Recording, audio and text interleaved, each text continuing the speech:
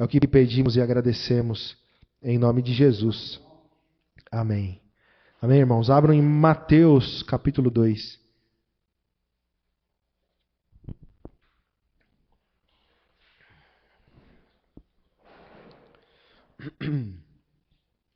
A graça de Deus, quando nós falamos de graça, automaticamente falamos de Jesus, né?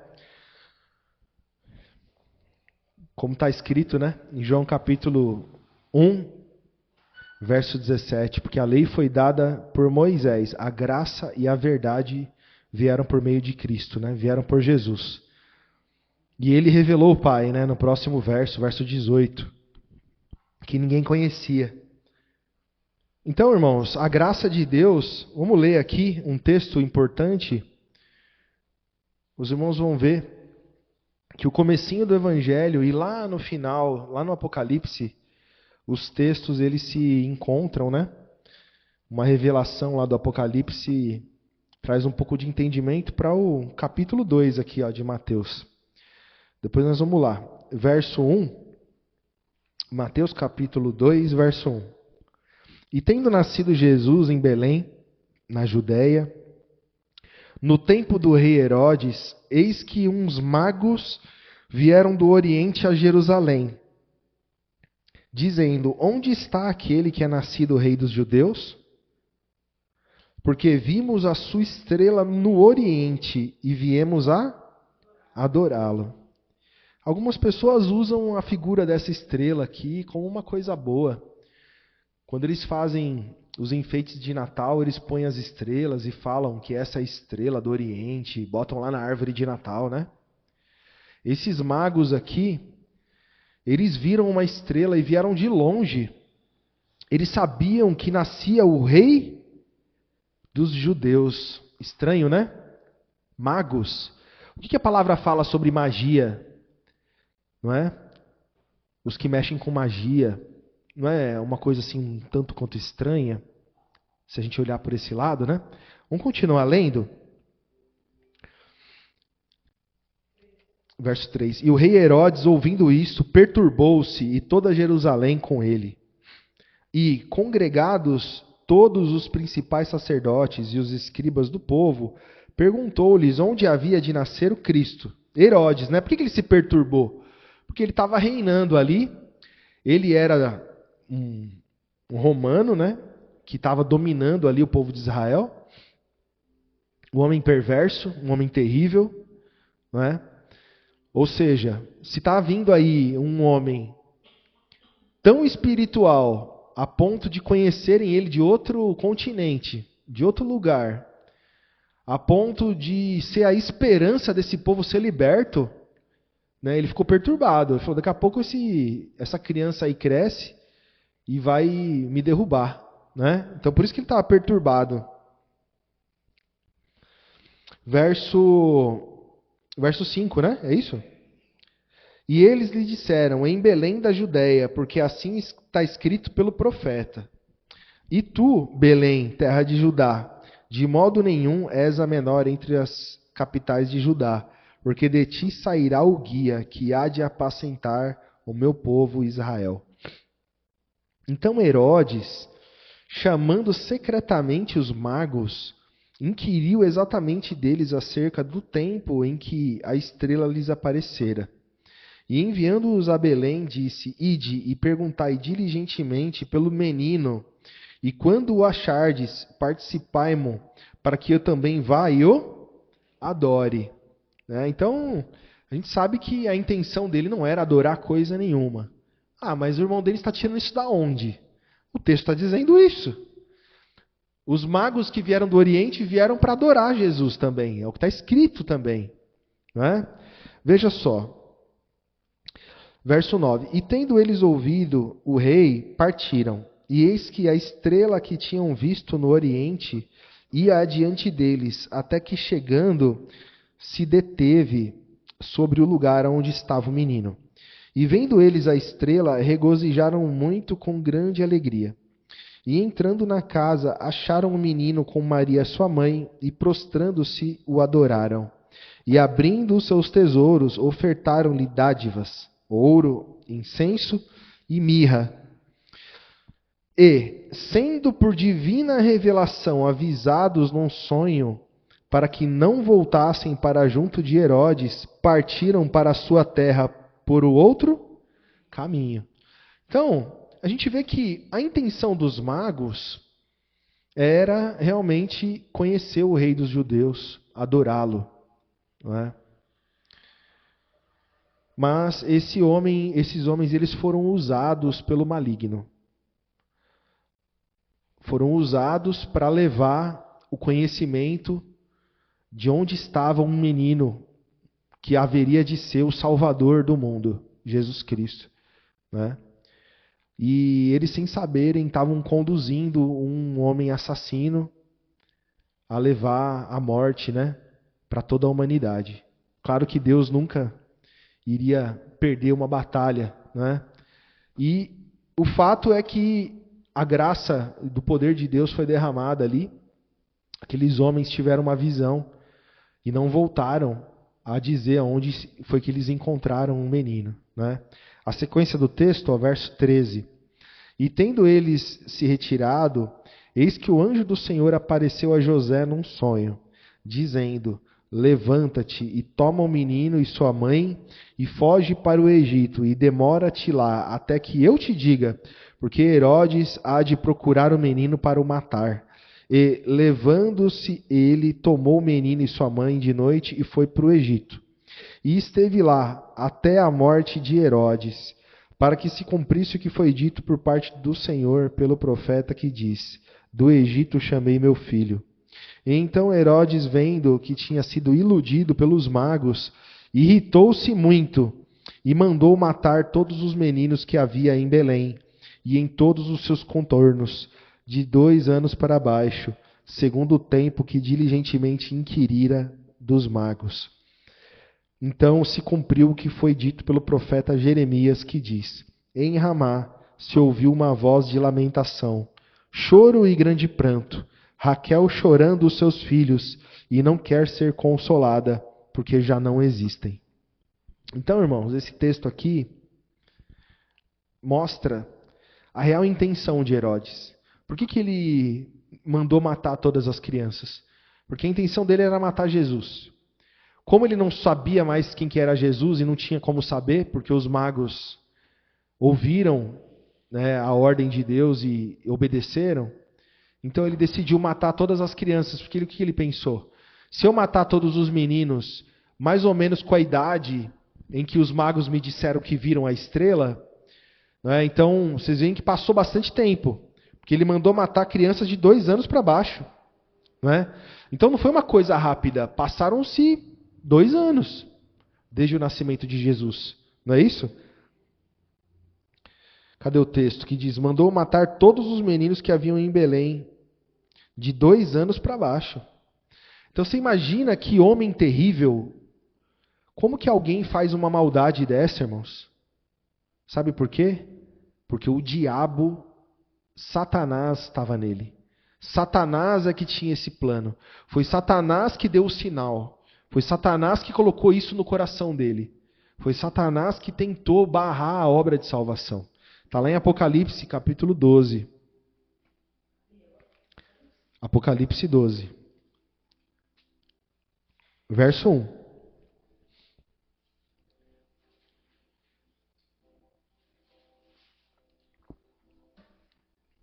O livro de Apocalipse é um livro de revelação, né?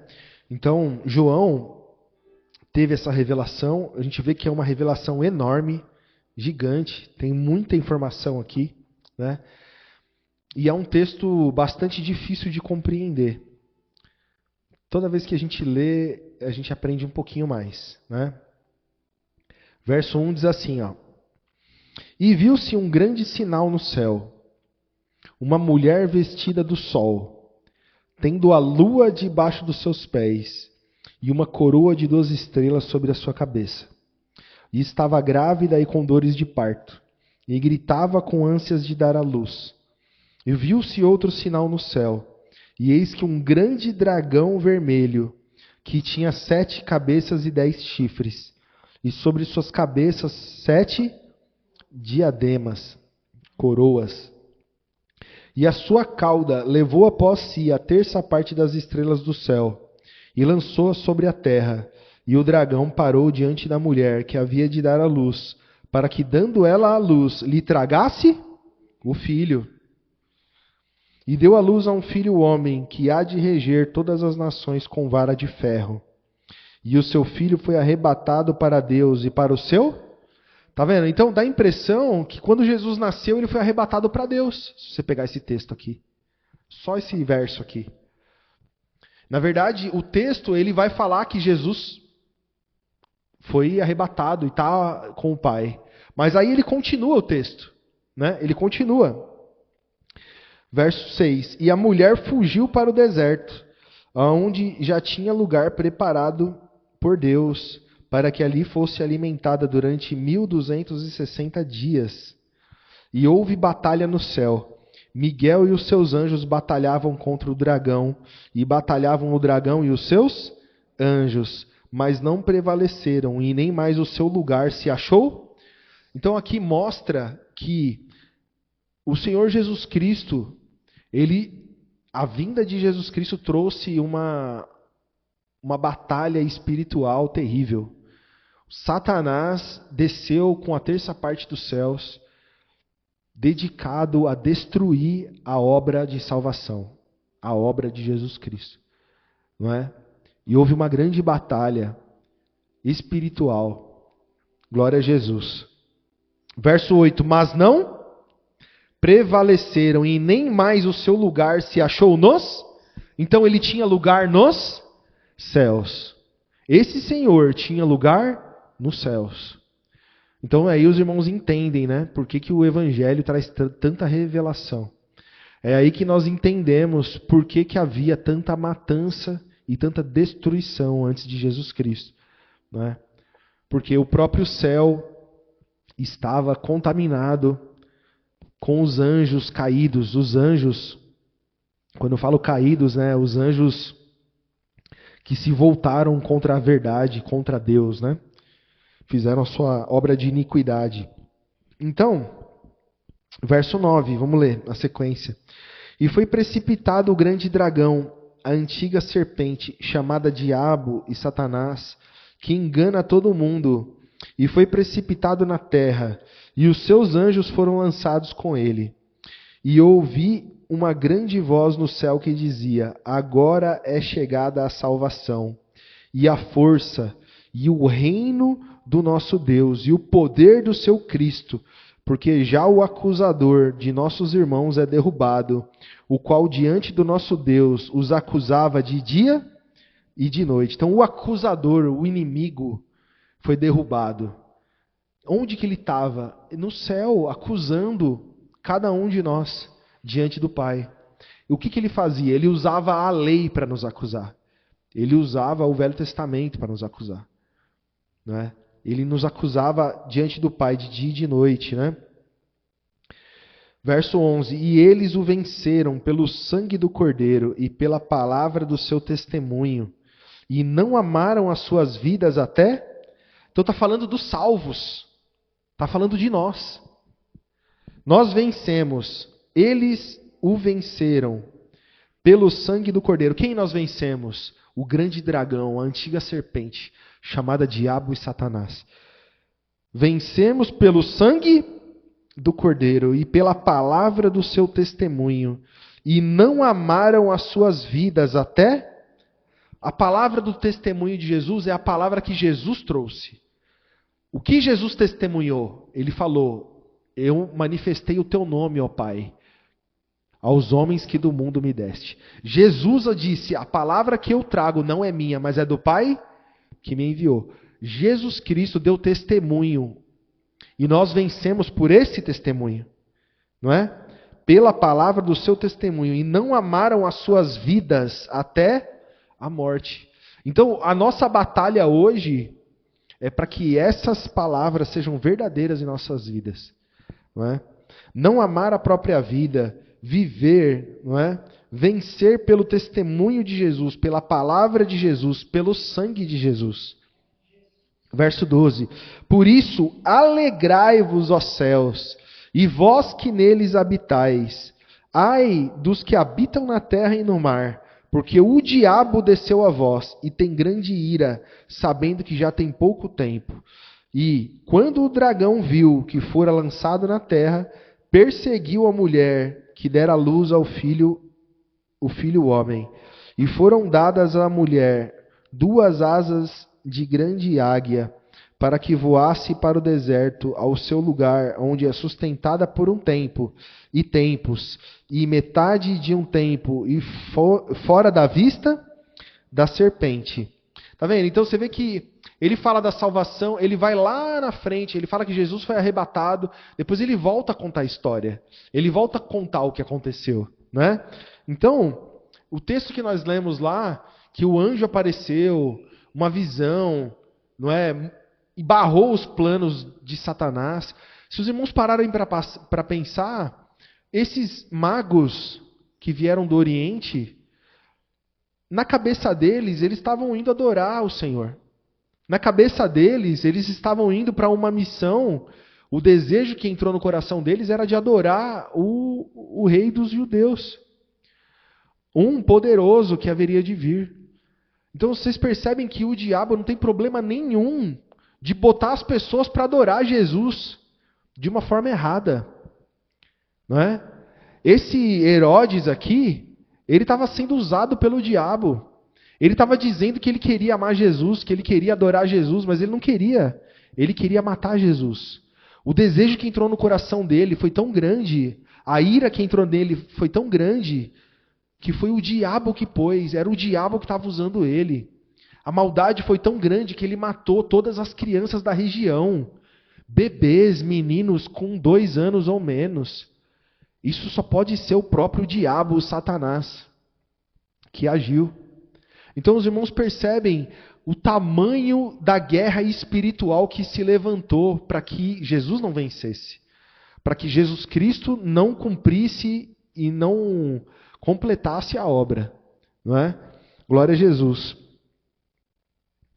Glória a Jesus. Então, irmãos, vocês viram aí, não é? Vamos continuar lendo. Onde que eu parei? É o 15 agora? E a serpente lançou da sua boca atrás da mulher água como um rio, para que pela corrente a fizesse arrebatar. E a terra ajudou a mulher, e a terra abriu a sua boca, e tragou o rio que o dragão lançara da sua boca. Então, tá vendo? É uma figura. Então, essa figura, não é uma forma que o diabo, Satanás, tentou barrar. Diz aqui agora, está falando da mulher, né? Olha que interessante. Verso 17. E o dragão irou-se contra a mulher, e foi fazer guerra aos remanescentes da sua semente, os que guardam os mandamentos de Deus, e têm o testemunho de Jesus Cristo. Então, eu entendo, né, por esse texto, quando a gente olha, vamos abrindo já em Lucas capítulo 1, quando a gente olha o Novo Testamento, e a gente vê a obra de Jesus na vida de Maria, nós vamos ler agora esse texto, e a gente vê esse texto aqui de Apocalipse, é um texto que os católicos amam, né?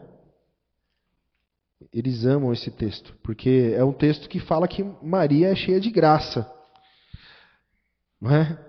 Fala que o diabo, ele persegue os remanescentes. Ele persegue aqueles que são os filhos. Então, se os irmãos pararem para pensar, a figura dessa mulher é a graça. A figura dessa mulher é a graça. Qual que é o ódio e a ira de Satanás? Porque veio graça sobre a terra. Derramado o perdão, a graça de Deus veio sobre a terra. A graça de Deus veio sobre todos os homens. E a graça de Deus fez muitos filhos. A graça é como uma mãe que tem muitos filhos, os filhos da graça. não é? Que somos nós. Então, a mulher, ela foi cheia de graça, ela foi plena de graça, ela recebeu uma graça tão maravilhosa a ponto de o Espírito Santo tomar o seu corpo e gerar nela, e ela conceber do Espírito Santo. Imagina só. Então Maria, ela recebeu um fruto, uma semente do Espírito Santo. O próprio Deus foi gerado dentro do ventre dela. Não é? Então realmente é algo muito grande. Essa mulher, ela realmente foi uma mulher cheia de graça. Mas a graça não é poder dela. Graça é o que ela recebeu. Graça é o que nós recebemos. Não é? Ela é lembrada sim, e sempre será lembrada, não é, como a mulher que foi mãe de Jesus, que gerou dentro do seu ventre o Filho de Deus, o Filho do homem. Não é? Então veja, é essa graça, é essa mãe, né, essa graça que o Deus desse século, o diabo e Satanás odeia. E ele odeia os filhos dessa graça, que somos nós. Ele odeia a salvação, não é? Porque ele já está condenado. Não é? Ele foi lançado e não tem mais chance nenhuma. Não é? Então, em Lucas, vamos ler a partir do verso 26. Agora que eu vi que o relógio ali está parado, irmãos, esqueci desse detalhe. Isso, Lucas capítulo 1, verso 26.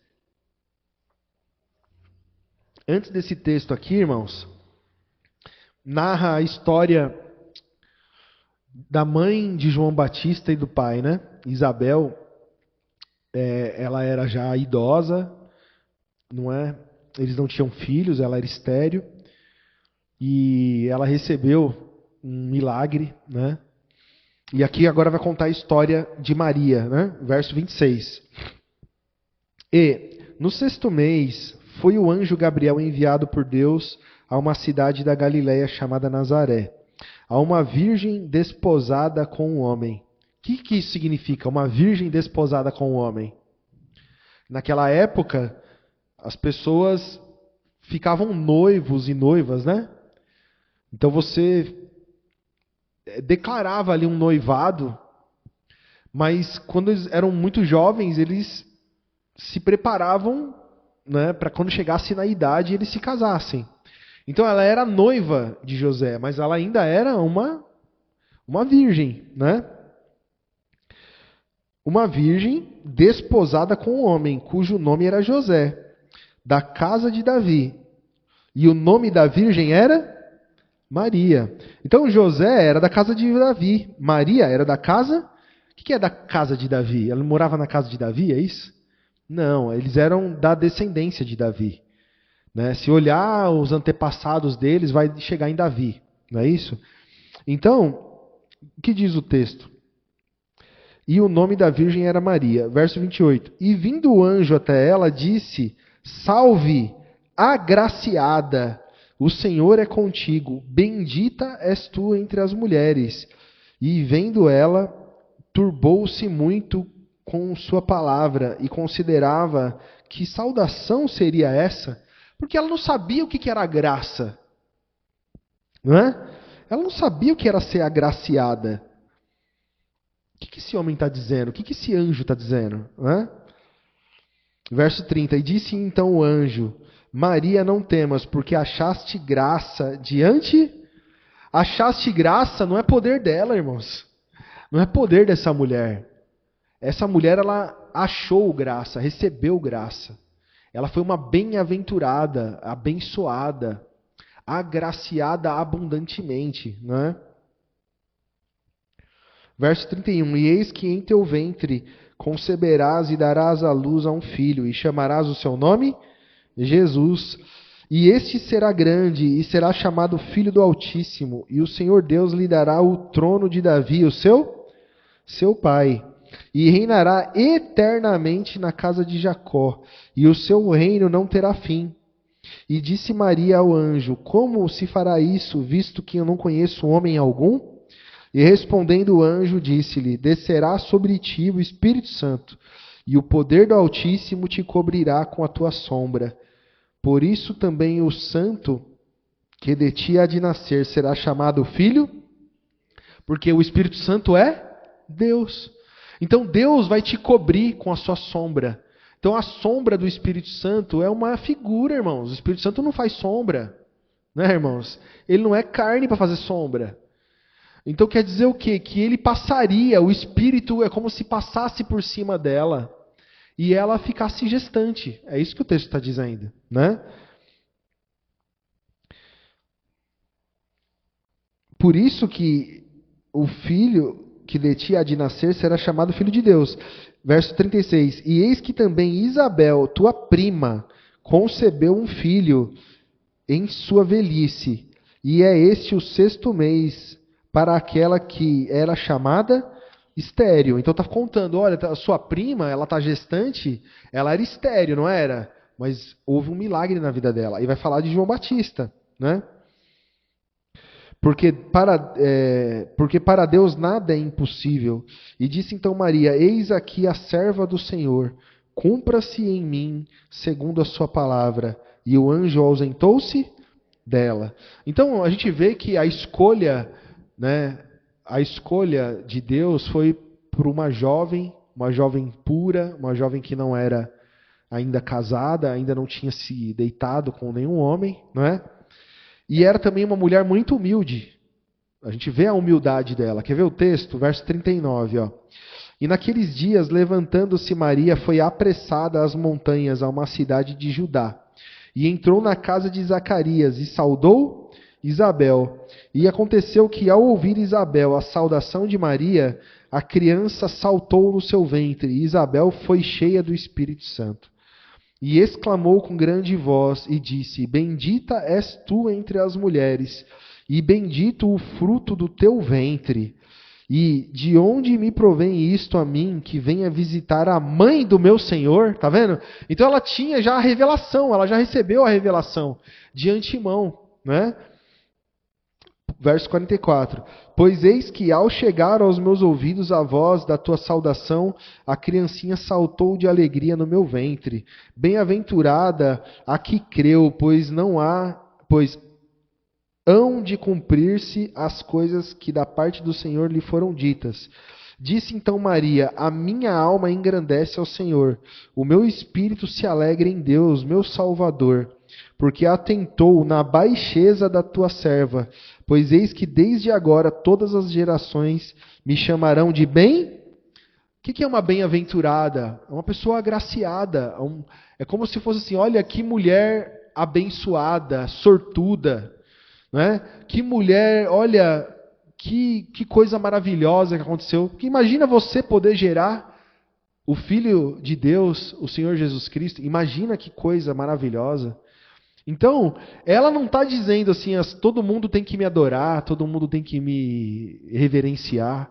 Não, Deus se atentou para a baixeza da tua serva. Eu sou simples, eu não sou nada, eu não sou ninguém. E ainda assim, Ele me deu esse dom, essa coisa maravilhosa, esse presente que é carregar o seu filho no meu ventre. Né? Glória a Jesus. Me chamarão bem-aventurada, verso 49, porque me fez grandes coisas o poderoso, o santo é seu nome, e a sua misericórdia de geração em geração sobre os que o temem. Com o seu braço agiu valorosamente, dissipou os soberbos no pensamento de seus corações, e depois dos tronos os poderosos e elevou os humildes. Encheu de bens os famintos e despediu os vazios os ricos. Auxiliou a Israel, seu servo, recordando-se da sua misericórdia, como falou a nossos pais, para com Abraão e a sua posteridade para sempre. E Maria ficou com ela quase 3 meses e depois voltou para sua casa. Então veja, essa mulher, ela foi verdadeiramente cheia de graça, agraciada, e será lembrada para sempre, não é? Como uma mulher que carregou o Salvador dentro do seu ventre, a mulher que gerou dentro do seu ventre o Filho de Deus. E a graça que foi derramada sobre ela não parou nela. A graça que foi derramada sobre ela nasceu. A graça que foi derramada sobre ela gerou Jesus Cristo, que trouxe o testemunho, a palavra do testemunho, a palavra do Pai, nos trazendo salvação, nos mostrando o caminho da vida eterna. Glória a Jesus. Vamos em João, irmãos. João capítulo 1.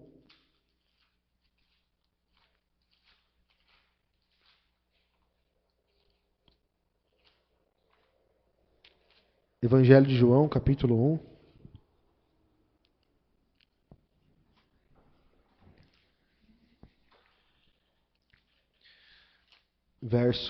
Vamos ler a partir do verso 6. Então,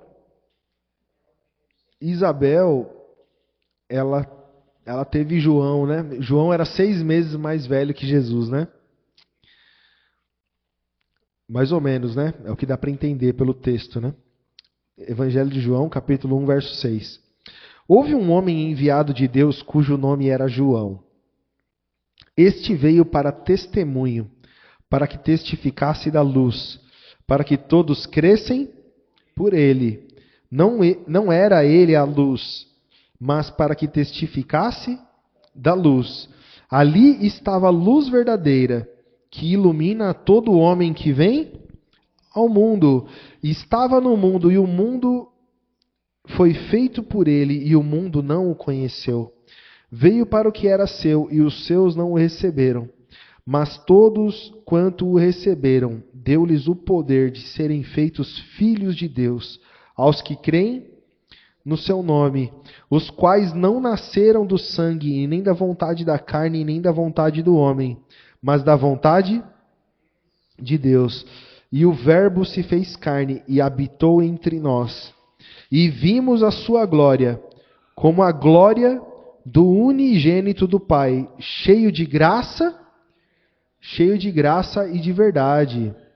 Verso 14, né? E o Verbo se fez carne e habitou entre nós, e vimos a sua glória, como a glória do unigênito do Pai, cheio de graça e de verdade. Então a graça e a verdade em que Jesus era cheio veio sobre as nossas vidas, não é?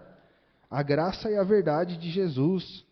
Verso 15, e João, o Batista, né, testificou dele e clamou dizendo, este era aquele de quem eu dizia, o que vem após mim é antes de mim, porque foi primeiro do que eu.